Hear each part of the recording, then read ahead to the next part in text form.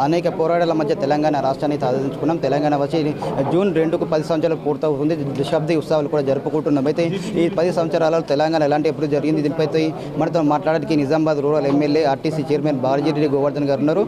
వీరిని అడిగి మరియు తెలుసుకుందాం. చెప్పండి సార్, ఈ తెలంగాణ వచ్చి 10 సంవత్సరాలు అవుతుంది. సీఎం కేసీఆర్ కూడా సీఎం అయ్యారు. ఈ 10 సంవత్సరాలు ఎలాంటి అభివృద్ధి సాధించారు? ఈ 10 సంవత్సరాలలో భారతదేశంలో ఉన్నటువంటి ఏ రాష్ట్రంలో కూడా తెలంగాణలో జరిగిన అభివృద్ధి ఎవరు జరపలేదు.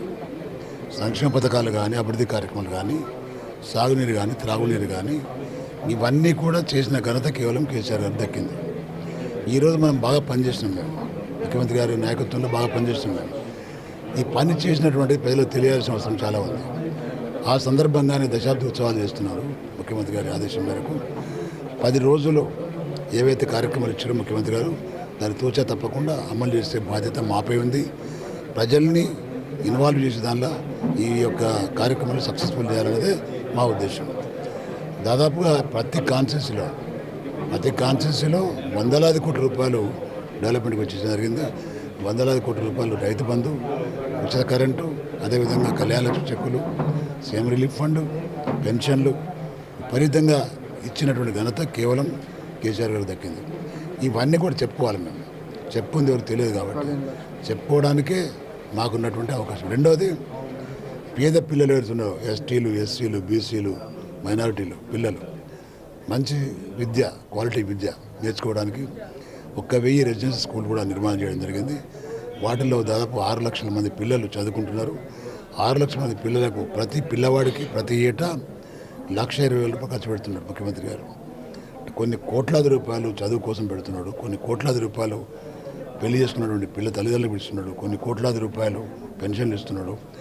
ఇవన్నీ ఇస్తున్న తరుణంలో ప్రజలకు ఒకసారి కలిసి మాట్లాడి మన అధికారులతో కూడా ఆ విషయాలు చెప్పించి ఈ కార్యక్రమాన్ని దిగ్విజయం చేయడమే మా యొక్క ఉద్దేశం. అంటే మీరు ఎమ్మెల్యేగా కూడా తో పాటు ఆర్టీ చైర్మన్గా ఉన్నారు. మీ నియోజకవర్గ అభివృద్ధికి ఎలాంటి కృషి చేశారు, ఎలాంటి అభివృద్ధి కార్యక్రమాలు చేపట్టారు? మా నియోజకవర్గంలో గతంలో ఇచ్చినటువంటి సాగునీరు విషయంలో మంచి రిజర్వాయర్ ద్వారా నీళ్ళు అందిస్తామని చెప్పినాం కాబట్టి దానిలో భాగంగా ఇప్పటికైతే 4 ఇంటెక్ వెల్స్ తయారైంది. ఒకటి సారంగపూర్లో తయారైంది, అదేవిధంగా ఒకటి మెంట్రాజ్పల్లిలో తయారైంది, 2 మంచిప రిజర్వాయర్లు తయారైనాయి. ఇవన్నీ తయారైనాయి. కేవలం మెయిన్ పైప్ లైన్ కూడా అయిపోయింది. ఈ డిస్ట్రిబ్యూటరీ పైప్ లైన్స్ ఉన్నాయి కాబట్టి అవి చేసేస్తే తప్పకుండా నీళ్లు మన కాళేశ్వరం ప్రాజెక్టు ద్వారా శ్రీరామ్ సార్ ప్రాజెక్టుకు వచ్చి ఆ ప్రాజెక్టు ద్వారా బ్యాక్ వాటర్ని మేము తీసుకుంటున్నాం కాబట్టి ప్రజలు సహకరిస్తే తప్పకుండా త్వరలోనే మరి యొక్క కార్యక్రమం కూడా అయిపోతుంది.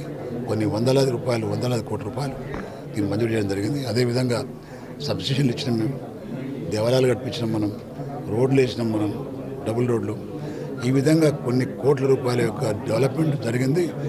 ప్రతి చెరువు, కుంట మొత్తం రిపేర్ చేసినాం. ప్రతి ఇంటికి త్రాగునీరు ఇస్తున్నాం, ప్రతి పొలానికి సాగునీరు ఇస్తున్నాం. ఇవన్నీ ఇస్తున్నాం. ఇవన్నీ కూడా చెప్పాల్సిన అవసరం ఉంది కాబట్టి నా కాన్షియస్లో కొన్ని కోట్లాది రూపాయలు డెవలప్మెంట్ జరిగింది కాబట్టి ఇవన్నీ కూడా చెప్తున్నాం. రానున్న రోజుల్లో మేము ఎమ్మెల్యేగా గెలిపిస్తే మరి ఎలాంటి అభివృద్ధి కార్యక్రమాలు చేపడతారు? రానున్న కొద్ది రోజుల్లో డబుల్ బెడ్రూమ్ ఇల్లు కూడా ఏర్పడిస్తాం. 3,000 మందికి ఇస్తాం మేము. అదేవిధంగా పాతవి కూడా ఉన్నాయి 1,500 ఇళ్ళు. అవి నిర్మాణం స్లోగా జరుగుతుంది. అవి కూడా ఇచ్చేస్తాం మేము. దళిత బంధు కూడా దాదాపు 1,100 మందికి ఇచ్చి ఏర్పాటు చేసిన ముఖ్యమంత్రి గారు కాబట్టి అది కూడా అర్హులైనటువంటి ప్రతి ఒక్కరికి కూడా ఇచ్చి ఏర్పాటు చేస్తాం. ప్రధానంగా తెలంగాణ వచ్చి 10 సంవత్సరాల తర్వాత అనేక అభివృద్ధి కార్యక్రమాలు చేపట్టామని చెప్పి ముఖ్యంగా ఇటు దళిత బంధు కావచ్చు, ఇటు అలాగే కళ్యాణ లక్ష్మి లాంటి అనేక కార్యక్రమాలు కూడా చేపట్టామని చెప్తున్నారు. ముఖ్యంగా వీటితో పాటు ఇటు నిజామాబాద్ ఇటు రూరల్ నియోజక అభివృద్ధి కూడా అనేక కృషి చేశామని చెప్పి కూడా 100 కోట్ల రూపాయలు కూడా ఖర్చు పెట్టామని చెప్పి కూడా చెప్తున్న పరిస్థితి మాత్రం కనిపిస్తుంది. కెమెరామెన్ విపల్తో నవీన్, అమ్మనిస్, నిజామాబాద్.